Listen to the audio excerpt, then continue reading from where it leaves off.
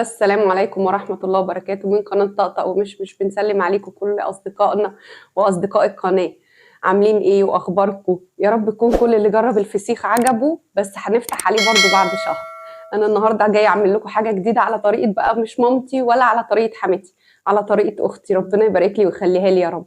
هي بقى علمتني إزاي أعمل ممبار، وأنا الحمد لله شطورة، بس مش زيكم، أكيد أنتوا أشطر مني كلكم طبعا.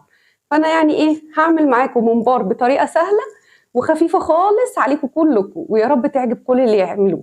بصوا، انا رحت عند الجزار جبت كيلو ممبار، ده كيلو ممبار بعد ما نضفته بقى هو بالشكل ده. ماشي اهو، ده كيلو لسه ما قطعتوش، انا يا دوبك نضفته وغسلته كويس قوي بالخل والملح والليمون. بعد ما كحته ونضفته كويس جدا، نقعته في خل وملح وليمون لمدة ساعة، وبعدين شطفته تاني بالمية كويس جدا وصفيته في المصفى. ماشي، النهارده بقى طريقة الممبار سهلة وخفيفة. أول حاجة هنجيب نص كيلو قوطة، هنقطعها طرنشات، مش طرنشات يعني قطع صغيرة. انا بحط صلصه بس للاسف نزلت وطلعت ونسيت اجيب صلصه، فمعلش اللي عنده صلصه يحط صلصه على الممبار. ماشي، ده نص كيلو قوطه، معايا كوبايتين من الرز اهو، معايا بصلتين كبار، ومعايا 3 حزم من الخضره، انا بحب الخضره شويه زياده في الممبار. معايا 3 حزم من الخضره، خضره محشي، وبصلتين كبار، برضو بحب البصل زياده والخضره زياده في الممبار، وبحب الصلصه بس للاسف نسيت اجيبها. وهنا بقى معايا في الطبق ده فلفل اسود وقرص ماجي، شويه شطه صغيرين عشان الولاد ما يبقاش حراق عليهم، ملح، ودي توابل انا عاملاها، هبقى اوريكم في مره طريقه التوابل الحلوه بتاعتي دي. وطبعا ما ننساش ربع كوبايه زيت، ما نزودش في الزيت لانه هينزل كله في الميه. ماشي، هبتدي بس ارتب معاكم الحاجه واحده واحده. اول حاجه هحط القوطه كلها على الرز، انا طبعا غاسله الرز ده كويس قوي ومصفيه، رز مصري عادي. اول حاجه، تاني حاجه هننزل بالخضره كلها، انا بحب الخضره قوي في الممبار. الممبار لما بيبقى فيه خضره كتير بيبقى طعمه حلو، باين فيه ان فيه خضره كويسه. ماشي، وننزل بالبصلتين كلهم. الطريقه دي اسمها ني في ني، مفيش حاجه بتتسبك فيها، كله بيتقلب ني في ني. ماشي اهو، وهروح نازله بالتوابل كلها. طبعا الشطه دي اختياري، اللي ما بيحبش الشطه ما يحطش، اللي بيحب الشطه يزود شويه. انا زمان قبل ما الاولاد يكبروا ما كانوش لسه بياكلوا الممبار، كنت بحط شطه كتير جدا، وعزمت ناس عندي في البيت وعملت لهم ممبار، ما كانوش قادرين ياكلوه من كتر ما هو كان حراق. الرز مش هيبقى كتير في الممبار لان الرز بيكتر. ماشي، فالرز هيكتر مع الحاجات دي، مش هنزود رز قد ما هنزود قوطه وبصل وخضره، الحاجات دي كلها هي اللي بتدي للممبار طعم. طبعا انا غاسله ايدي كويس قوي قوي قوي قبل ما ابتدي احط اي حاجه في الاكل، وغاسله طبعا كل الاكل ده كويس جدا. انا من الناس اللي جوزي ما بيحبش ياكل اكل من الشارع خالص، اي حاجه بيبقى نفسه ياكلها بيقول لي هجيبها لك في البيت وانت اعمليها لنا. فانا عشان كده ما بقتش بشتري اكل من الشارع، الا قليل قوي يعني لما ببقى مضطريه ان انا ايه اكل بره، غير كده بصراحه بعمل كل الاكل في البيت. ادي الخلطه اهي بعد ما قلبتها كويس جدا جدا يعني بطريقه فظيعه. ماشي، هحط ربع كوبايه الزيت، الزيت ده اختياري بس عشان يخلي الرز يتزحلق معايا شويه بسرعه في الممبار، بس مش اكتر من كده. وفي خطوه مهمه قوي قوي قوي عايزه اقول لكم عليها في الممبار، ايه هي؟ ان احنا ما نحطش ملح في الميه بتاعه الممبار وهو بيتسلق، وهو الميه بتغلي وننزل فيها الممبار واحده واحده، ما نحطش فيها ملح. ليه؟ الملح لما بيقعد في الممبار شويه بيفرقع، بيخليه يفرقع بسرعه. لا، احنا عايزين نعمل الممبار الكيلو يطلع الكيلو زي ما هو، ما ينقص ولا واحده. فنعمل ايه؟ الملح ده بنحطه اخر حاجه خالص، اخر خطوه في الممبار. ازاي؟ ان احنا خلاص يعني مثلا الممبار فاضل له 10 دقايق ونقفل عليه النار، 10 دقايق اهو هنطفي عليه البوتاجاز، نروح حاطين الملح. ممكن نحط من الاول الفلفل الاسود، طبعا في الميه بتاعه الممبار زي ما انتم عارفين طبعا بنحط ملح وفلفل اسود. ماشي، فاحنا هنحط في الاول الفلفل الاسود، عايزين نحط قطايه نحطها، عايزين نحط بصلايه نعزز الطعم مفيش مشكله، بس انا ما بحبش احط حاجه غير ملح وفلفل. زي ما بحب احط ملح وفلفل في الخلطه بتاعه الممبار. ماشي. انا طبعا هقطع الممبار صغير اكيد، بس مش صغير قوي، هيبقى بالحجم ده. انا بعد ما بيتحمر بيكش شويه، بس انا بحب يعني حجمه يبقى كده كويس متوسط، ولا هو كبير ولا هو صغير. ماشي. هبتدي احشي معاكم. بصوا، في حاجه برضو مهمه عايزه اقول لكم عليها. الدهن ده لازم يبقى في الممبار من جوه. ليه؟ عشان بيسيح، لما يسيح يبقى جوه الرز هيدي طعم حلو جدا جدا جدا للرز، يخلي طعمه تحفه. مش نخلي الممبار ده من بره، لا، نحطه من جوه. الممبار ايه، الدهون بتاعه الممبار دي نحطها من جوه. بصوا طريقه سهله جدا جدا جدا لحشو الممبار. وطبعا ما نملاش الممبار على اخره. ليه بقى؟ عشان بعد ما بيستوي بيزيد معانا شويه. الزياده الشويه دول هيخليه يفرقع مننا، لا نخليه مهوي كده اهو. بصوا، ولا نخليه منفوخ على اخره ولا نخليه فاضي، نخليه في الوسط. خير الامور الوسط اهي. بصوا حلو ازاي اهو، سهل وخفيف جدا. نبتدي نحشيه بقى ونحط كده واحده واحده. وطبعا واحنا بننزله في الميه هننزل برضو واحده واحده، مش هننزله كله مع بعض كده، لا، هننزله واحده واحده. فاحنا ايه، هنسيبه اهو كده ونحشي واحده واحده. كل حاجه نعملها بالراحه، وربنا يحسن ان شاء الله ما بين ايدينا وايديكم كلكم يا رب. اهو بصوا، طريقه سهله جدا لحشوه، اسهل طريقه ممكن تحشوا بيها الممبار. الطريقه دي اختي اللي معلماها لي، ربنا يخليها لي يا رب ويبارك لي فيها. اهي بصوا، ممبار ما يبقاش مليان وما يبقاش فاضي. طبعا الحروف اللي في الاول دي كده بنسيبها فاضيه. ليه؟ لانها اول ما بتنزل في الميه بتلم على بعض. دي الحروف دي اللي بندخل منها وبنفضي منها من الناحيه التانيه. اول طبعا ما بتنزل في الميه بتلم. طبعا انا مش محتاجه اشرح لكم كل الكلام ده، بس انتوا عشان صحابنا انا بحب اقول لكم كل حاجه انا اتعلمتها منها. طبعا انتوا كلكم اشطر مني بكتير جدا، مش محتاجه اقول يعني. انتوا كلكم اشطر واحسن مني بكتير، وانا هتعلم منكم ولسه بتعلم منكم لغايه النهارده. انا كبرت اهو ولسه بتعلم منكم، فاحنا كلنا بنتعلم من بعض، ده مش عيب. اهو كده اهو. اما الاقي الصباع مثلا بتاع الممبار محشي شويه زياده، بفضي منه شويه رز عشان يطلع حلو. طبعا انتوا مش محتاجين اقول لكم ان انتوا كل حاجه بتعملوها في البيت لاولادكم بالحب كده بتطلع حلوه وبتطلع احسن احسن حاجه في الدنيا. بس اهي بصوا الدهون اهي اهي. دي انا بصراحه ما بخليش الراجل بيشيلها لي، يعني بيشيل لي شويه صغيرين منها بس مش كلها. اهي بصوا، دي حاجه بسيطه خالص، ممكن اخليه يشيلها لي خالص خالص وما تبقاش فيها دهون. بس الممبار ما بيبقاش ليه ريحه، ما بيبقاش ليه نفس كده. الدهون دي هي اللي بتدي الايه للممبار، نفس وروح كده فيه، تخلي طعمها حلو. وممكن برضو اقلبه واخلي الدهون دي لبره وتسيح وتقع في الميه كلها، مفيش مشكله اللي انتوا عايزينه. بس انا بحبها جوه الممبار نفسه. ليه؟ لانها بتسيح، فلما بتسيح بتدي للرز والخلطه تيست فظيع بجد، بتخلي التيست عالي قوي فيها. بس فعشان كده انا ايه، في خطوات كده معينه انا بحبها، احب اقول لكم برضو عليها عشان كلنا نبقى عارفين ونعملها مع بعض. النهارده برضو هوريكم طريقه لعمايل صينيه الجلاش، بجد سهله جدا. انا بعمل جلاش حلو قوي، فالطريقه سهله وخفيفه. ماشي. فانا بقى ايه، بعد اخلص ده كده هحشي دي وهقفل لان الممبار هياخد مني شويه وقت. ماشي. هرجع لكم طبعا تاني واوريكم بالراحه كده الممبار بعد ما اتسلق بقى شكله عامل ازاي. بس قبل ما اقفل معاكم، اخر حاجه هوريها لكم. بصوا تنظيف الممبار لازم يبقى نظيف جدا كده، ما يبقاش فيه اي تعريجات ولا اي تقليمات كده من بره. لو في اي وساخه من بره ما بتتشالش، لازم نكحته كويس قوي بالسكينه كده قبل ما نحشيه.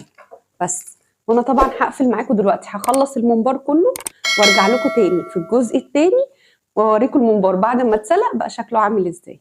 مع السلامه دلوقتي. السلام عليكم ورحمه الله وبركاته، من قناه طقطق ومش بنسلم على كل اصدقائنا، بنقول لكم رجعنا في الجزء الثاني في الممبار اهو. بصوا الممبار بعد ما استوى، انا حطيت شويه الزيت اللي انتوا شفتوني حطيتهم دول.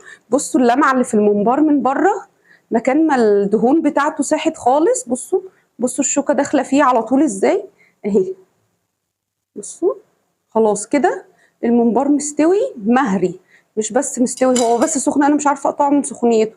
بصوا، والرز كمان مستوي ما شاء الله، بألف هنا وشفا يعني. بجد كده سهل وخفيف جدا. اخد وقت قد ايه؟ اخد بالظبط ساعة الا ربع على نار هادية. انا بوطي على الممبار خالص خالص على النار عشان يستوي راحته، عشان ما استعجلش عليه في الوقت، عشان ما يتهريش ولا يفرقع مني. الحمد لله الكيلو طلع زي ما هو، ما فرقعش منه ولا واحدة، الحمد لله يا رب. وهعمل معاكم طريقة سهلة قوي للجلاش، في نفس الوقت خفيفة جدا. هنا دي معلقة سمنة ومعلقة زيت اهي، معلقة من السمنة ومعلقة من الزيت. انا ما بحطش سمنة، انا بحط زبدة، فدي معلقة ومعلقة.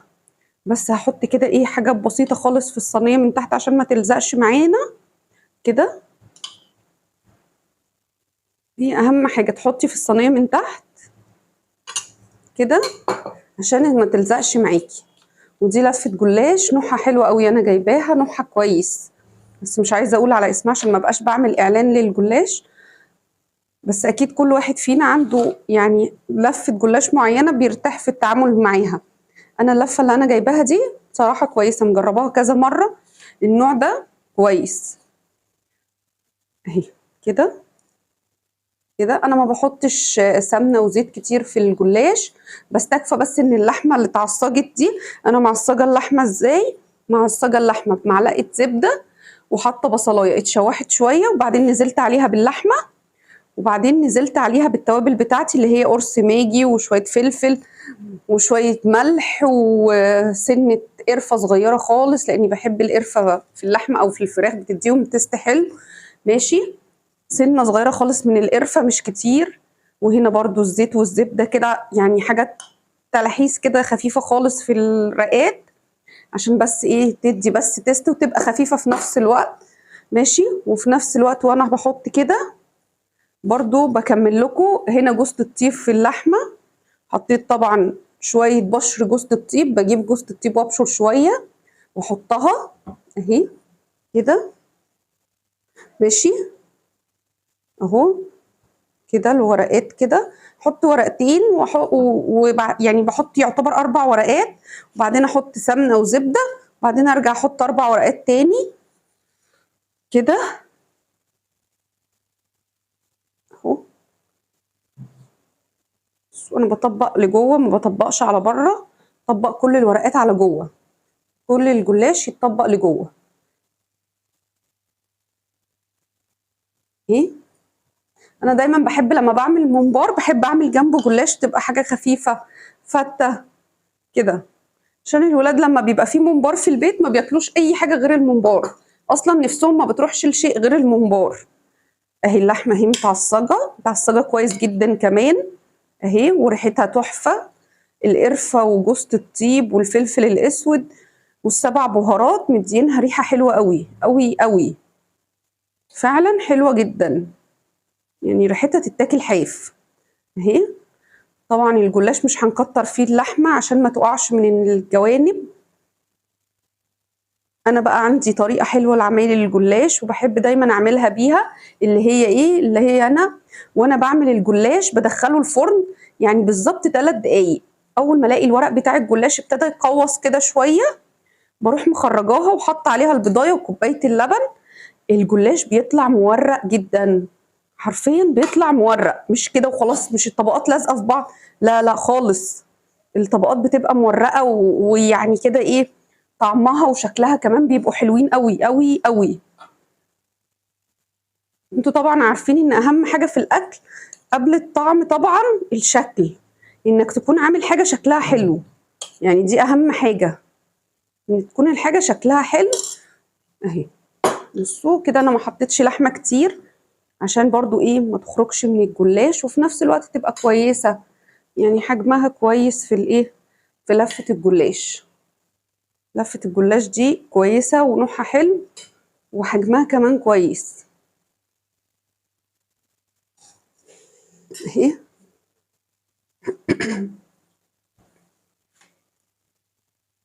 اهي كده. في ناس طبعا بتحب الرقاق، يعني بجد الرقاق حلو قوي، بس انا بصراحة بحب الجلاش اكتر. انا بحب الجلاش اكتر.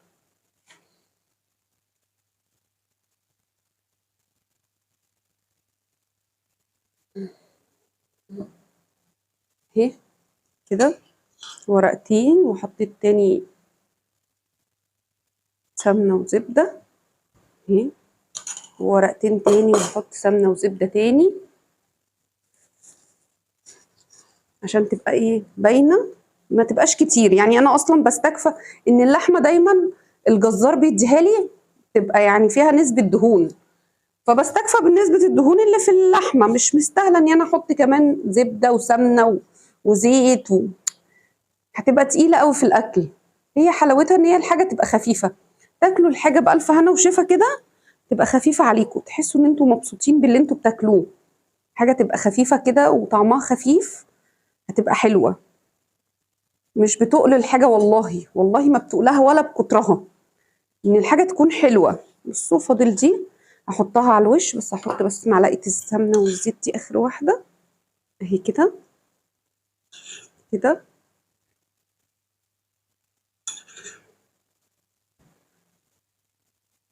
الرقاق حلو والجلاش حلو، بس كل حاجة ليها طعمها. يعني انا بحب بصراحة، بشجع الجلاش اكتر من الرقاق. مش عارفة، ما بحبه بس بحب الجلاش اكتر، يعني برتاح في اعمال الجلاش اكتر واسرع وبحسه اخف. هنا بقى في اخر ورقة دي بعمل ايه؟ بتني على جوه كده، بتني الطبقات على جوه عشان ما تبقاش باينة. ماشي كده اهي. اخر ورقة دي بتنيها لجوه كده عشان ما تبانش اهي بالمنظر ده، عشان تبقى شايفينها، عشان تبقوا شايفينها كده اهي. اخر ورقة دي بحطها لجوه، بصوا بتنيها كده على جوه وادخلها لجوه عشان الشكل. طبعا كل اللي بيتفرجوا على البرنامج على قناة طقطق ومشمش ما ينسونيش في اللايك بتاعهم الحلو، ويشتركوا في القناة. وكل اللي طبعا نفسه ياكل جلاش زي ما طقطق ومشمش عودكم دايما، عينينا الاتنين ليه. بصوا انا بحب اقطع الجلاش كده قبل ما ادخله الفرن كده اهو. بحب اقطع الحاجه كده، ما بحبش يعني القطعه تبقى كبيره، بحبها قطع صغيره شويه، بحيث ان الولاد لما بياخدوا القطعه يعني قطمتين وخلاص وخلصت بقى. انتوا طبعا عارفين ان الولاد مقرفين في اكلهم جدا، فاحنا بنحاول نعمل لهم اسهل حاجه واكتر حاجه بيحبوها. عندي الولاد هنا بيحبوا الجلاش والممبار جدا. بحاول اهو، بصوا قطعت يعني الصينيه كلها قطع صغيره، وبتنفع برضو في العزايم الجلاش، يعني بتدي شكل حلو في العزايم، بيبقى لها منظر، بتبقى حلوه. طبعا مش محتاجه اقول لكم ما تنسونيش في اللايك الحلو بتاعكم. كل اللي على قناه طقطق ومشمش الناس بتخش تتفرج على الفيديو وبتنساني في اللايك، مع ان احنا دايما بنجيب لكم كل جديد وكل حاجات سهله تعرفوا تعملوها بسرعه وسهوله. فيا ريت ما تنسونيش في اللايك الحلو بتاعكم اهي.